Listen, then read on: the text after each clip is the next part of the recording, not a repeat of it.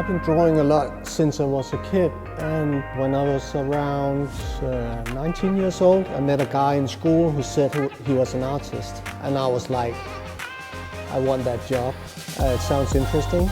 But then from there on, it just took many years to find out how exactly you become an artist and work as an artist.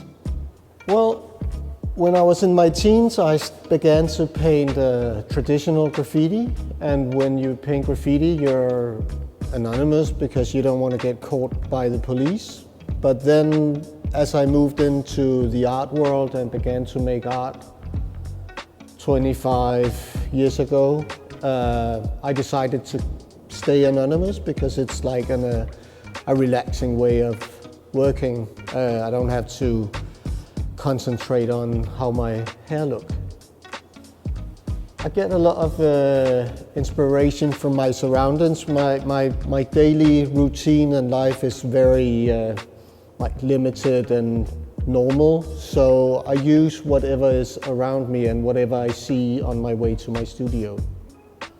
Well, I just try to draw my surroundings, the things that I'm surrounded by. There are many artists who draw flowers and landscapes and abstract paintings, and there's nothing wrong with that, but personally, I like to get inspired and draw all the little things around me that are never really represented in fine art. So I draw people staring at their smartphone, I draw people sleeping on the subway, whatever I come across, because it's like an endless source of inspiration.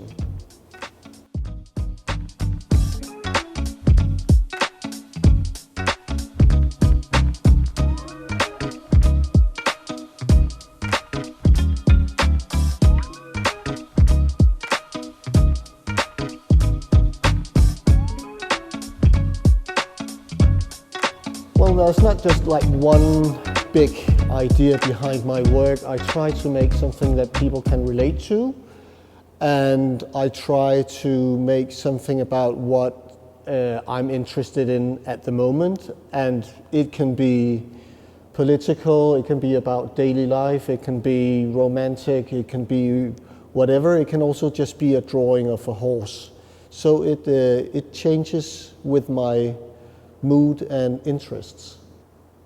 Well, art making means that for me it's a way of processing the world. The world we live in is a very confusing and changing place, and for me, sitting at a drawing table and doing drawings is a way of controlling my little corner of the world and dealing with all the things that goes around me and inside of me. Well, online you have to make everything look good on a small screen, and only certain pictures look good very small. When you do something offline, like let's say outside, you don't have to think about that. So online art is a little bit limited, but I like to do both. It's both a challenge, but if I were to pick one kind of art, I would prefer the offline world. Well, I have a certain way of drawing. I like a kind of a universe of characters, and I use the different types of mediums, whether it's spray paint or a pencil or paper or a paintbrush. I use that when I paint on different surfaces. So actually I'm painting sort of the same things, but if it's on a rough outdoor surface, I use spray paint.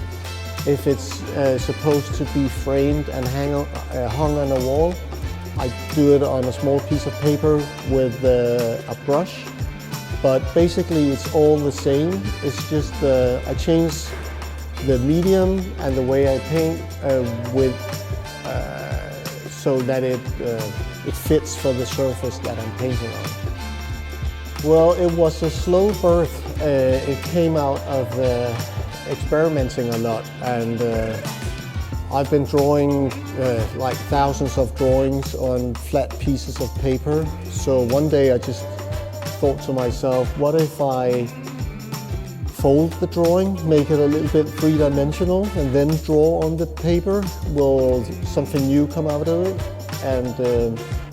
And from there on, I just like one drawing led to the other, and yeah, it's a fast way of experimenting. It's just a piece of paper and a pen, so everyone can do it at their own kitchen table. Well, the most important thing is just like a place to draw and time, which is actually quite hard to get, because when you're an artist, you spend a lot of time writing emails, doing all sorts of things that are not really drawing. So the most important thing in making art is actually just having some time to do it, and a quiet place sometime where you can concentrate on what you're doing. Personally, I like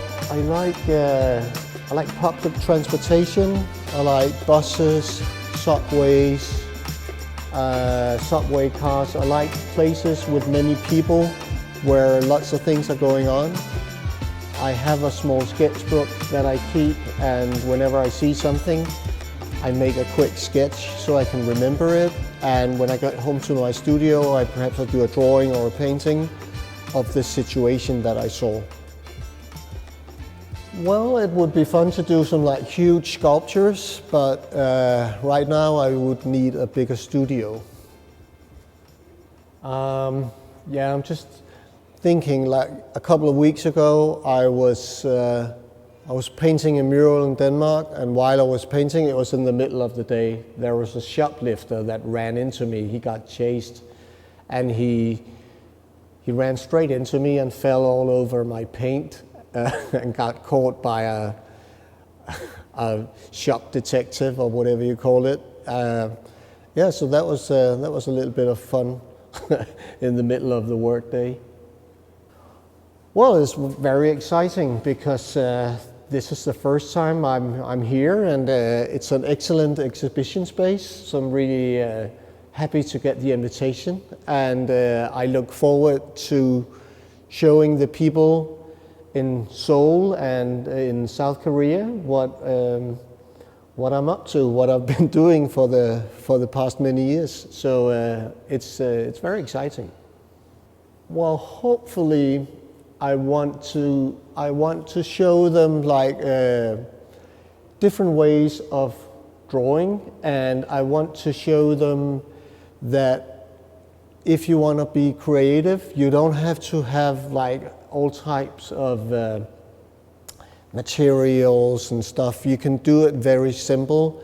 You can get started pretty simple. You only need a piece of paper and a pencil.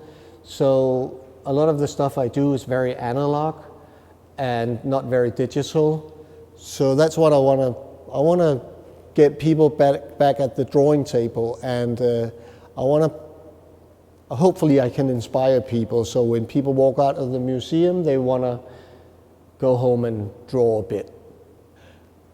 Well, this is actually the first time that I'm showing all my graphic work in one spot, all of my prints. I've been doing this since I started out many years ago, but I've never really shown them before. So I'm quite excited about that.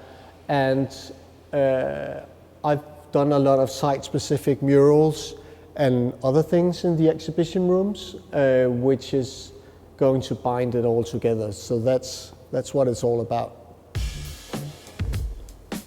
I actually try to draw the things that bind us together and not the things that separate us, because actually wherever you live on the planet, you are most likely you watch the same movies, you hear the same music, you wear the same type of clothes. There are so many things that bind us together, and so many things in our daily life that we do the same things all over the planet.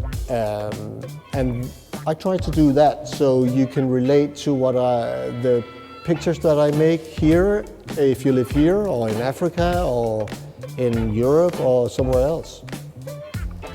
I have an upcoming solo show at a gallery in Copenhagen in October called V1 Gallery, and then after that I have